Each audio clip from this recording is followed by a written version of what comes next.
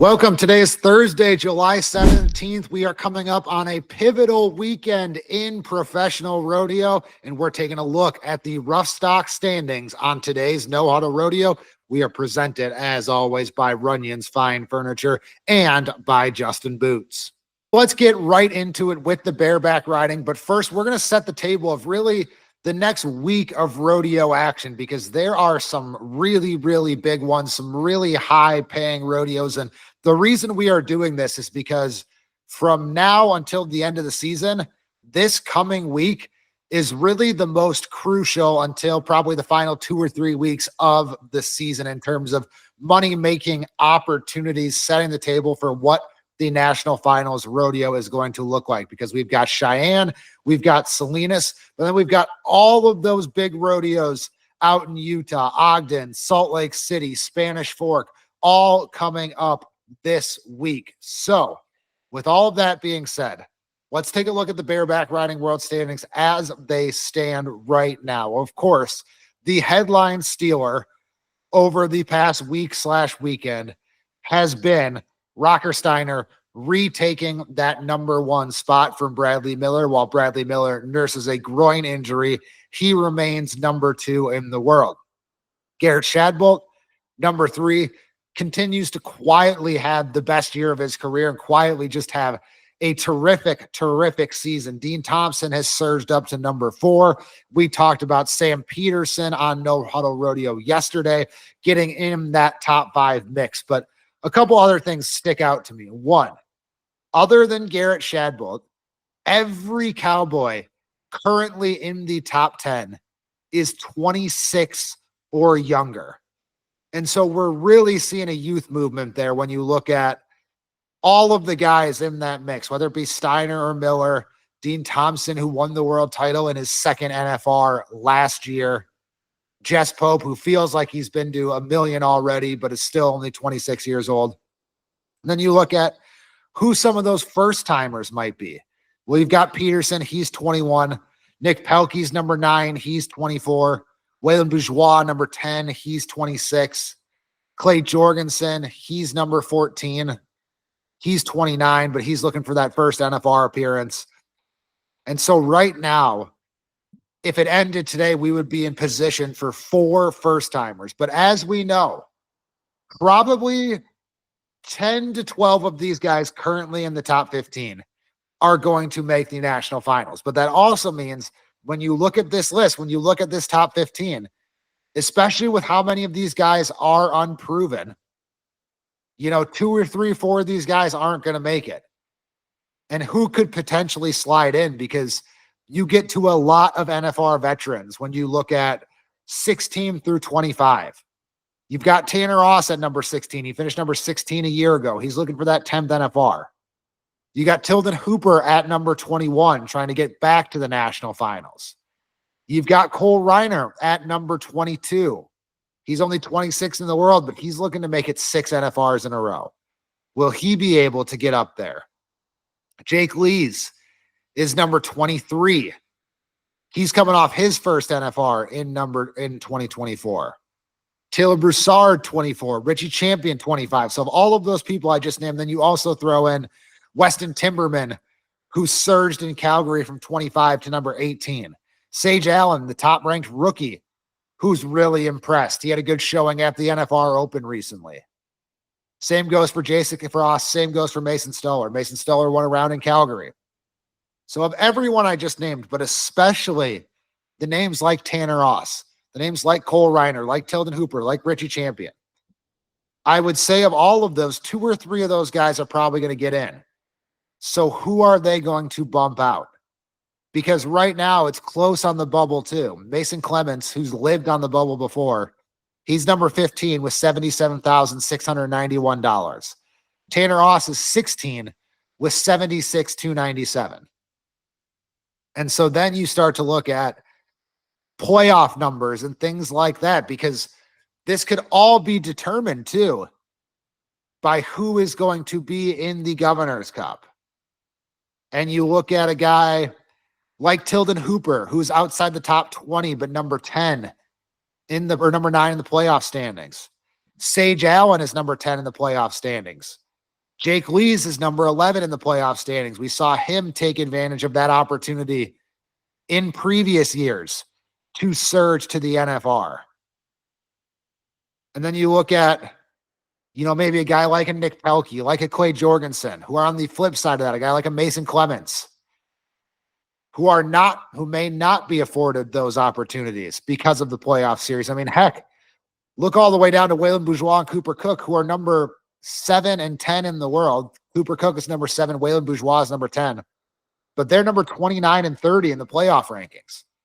So if they don't get going, there's going to be guys in Puyallup in the Governor's Cup who have an opportunity to overtake them while they are scrambling. And so that's something to watch there as well. Start looking at those playoff standings, because that is how you get into Puyallup. That is how you qualify for the Governor's Cup. And at the Governor's Cup, they'll pay you about 10 grand for just winning a round. And so it's the same type of deal as Calgary, where if you're just there and you have one good ride, you have a big opportunity. And so that is all kinds of mixed up there, where you've got some guys who are way higher in the playoff standings than they are in the world standings. Some guys who are doing well in the world standings, but we may watch them slip in those playoff standings and not have the opportunities to cash down the stretch. Let's go to saddle bronc riding, where I think the most interesting stuff, as it often does, happens right at the top and then at the bubble. So we'll start at the top, because Ryder Wright has $212,000. Number 2 is Dawson Hay at $177,000. So Ryder leads him by about $35,000. He leads Damian Brennan, who is number 3, by about $60,000. And Ryder Wright has been winning checks everywhere he has gone recently, even though he did not ride in Calgary. I mean, just look at what he did last weekend. Converse County Extreme Broncs. 3rd place there, $3,200. Laramie wins that rodeo, $3,500. Sheridan, 87 points, $1,600. NFR Open, makes the finals, wins a check on every ride. Wins the rooftop rodeo on July 10th, $5,000. Wins Livingston, places in Cody, places in Red Lodge, places in Oakley City. 4th in the average in Greeley. So that's just reading you what Ryder Wright has done. No big wins. Nothing has really completely popped for him. All he's done since Cowboy Christmas is just stack 50 some odd $1,000 onto his earnings. And that's allowed him to take a big lead over one Dawson Hay, but also Damian Brennan, who's 60,000 back. And so if Ryder can continue to just be 85, 86, 87 points everywhere he goes, and maybe wins one big rodeo on top of that, which obviously Ryder Wright can do, maybe some home cooking in Utah, he could very well lead the world standings by $60,000 coming in. And if Ryder Wright leads the standings by $60,000, he's probably going to win the world title. Like, of all of the people you can say that about, if you handicap this, so Ryder Wright leads the rest of the field by $75,000 and one guy by $50,000, which looks likely at this point, then you're looking at back-to-back Ryder Wright world titles and 4 world titles. He has a big opportunity this week. If he can have a $25,000 week, he could really start running away from the rest of the field there. And then every guy currently in the top 15, except Weston Patterson, who's number 7 in the world, has made the national finals rodeo before. In fact, almost all of them, 13 of them currently in the top 15, made up the 2024 NFR field.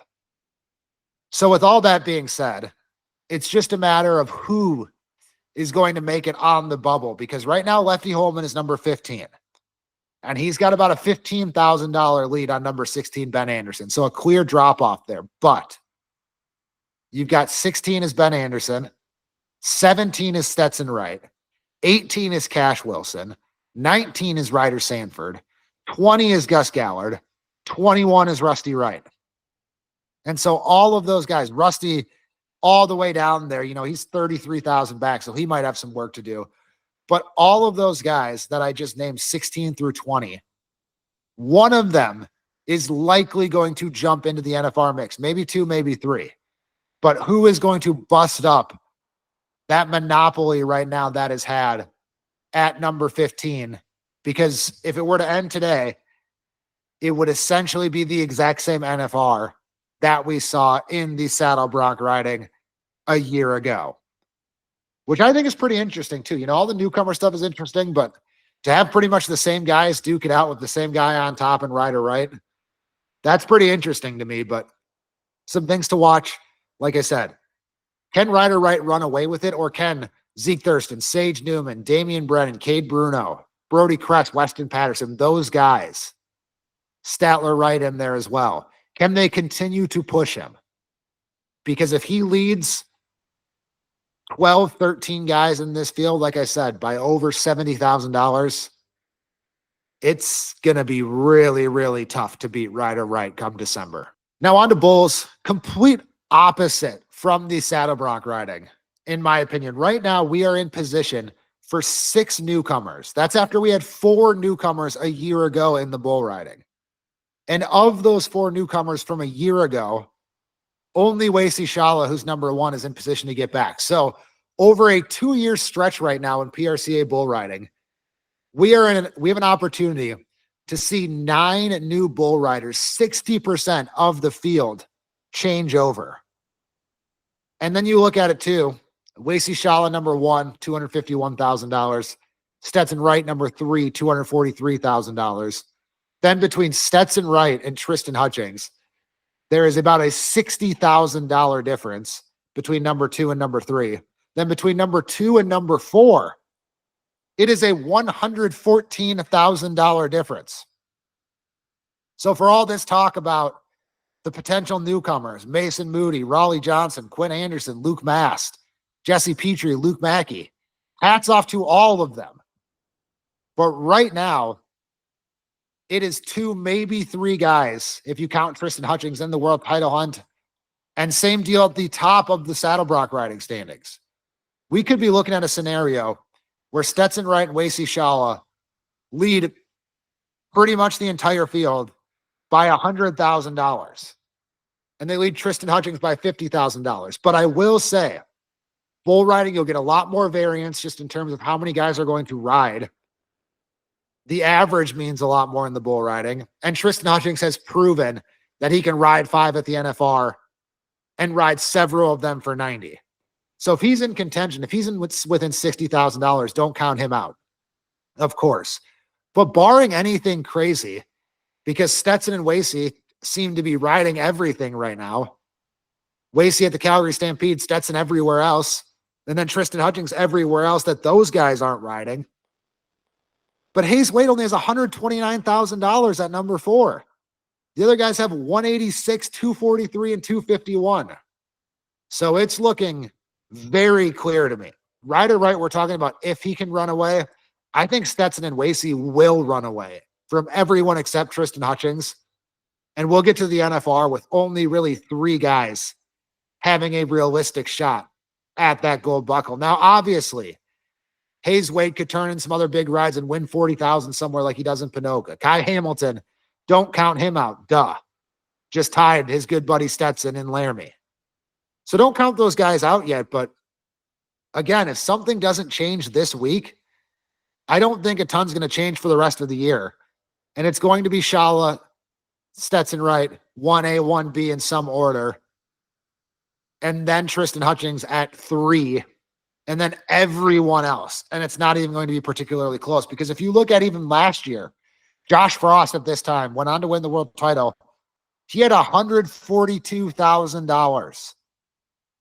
That would put him $110,000 behind Wasey Shala this year at the exact same point in the season. He would be number 4 in the world, and he would trail number 3 by 42,000, number 4 or number 2 by 100,000, and number 1 by 110,000. That's the guy who won the world title last year. And he won the world title pretty handily. It was his by pretty much round 8. So yes, could all of those top 3 guys buck off a bunch of bulls and only ride 1 or 2? Of course. And could Kai Hamilton ride 5 or 6 and surge? But I don't see that happening with Stetson, right? I don't see that happening with Tristan Hutchings. And I see Wasey Shala learning a lot from a tough NFR last year, and I don't see it happening to him. And so of all the events, like I said, the cream of the crop is 2, maybe 3 guys. And barring anything crazy this week, which is also something to watch for, is which one is going to make a move. Is it going to be Hayes Wade? Is it going to be TJ Gray? Is it going to be Kai Hamilton, Mason Moody? Who might it be to even get to the opportunity where they have a chance?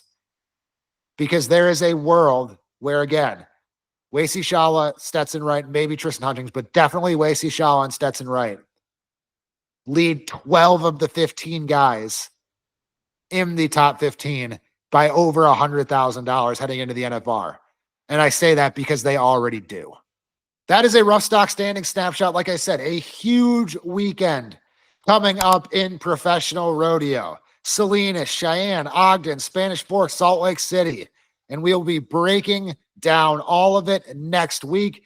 Thank you for joining us on US Cowboy. Thank you to Runyon's Fine Furniture and Justin Boots. This is No Huddle Rodeo, and we'll be back on YouTube again Tuesday with the Morning Kick and No Huddle Rodeo.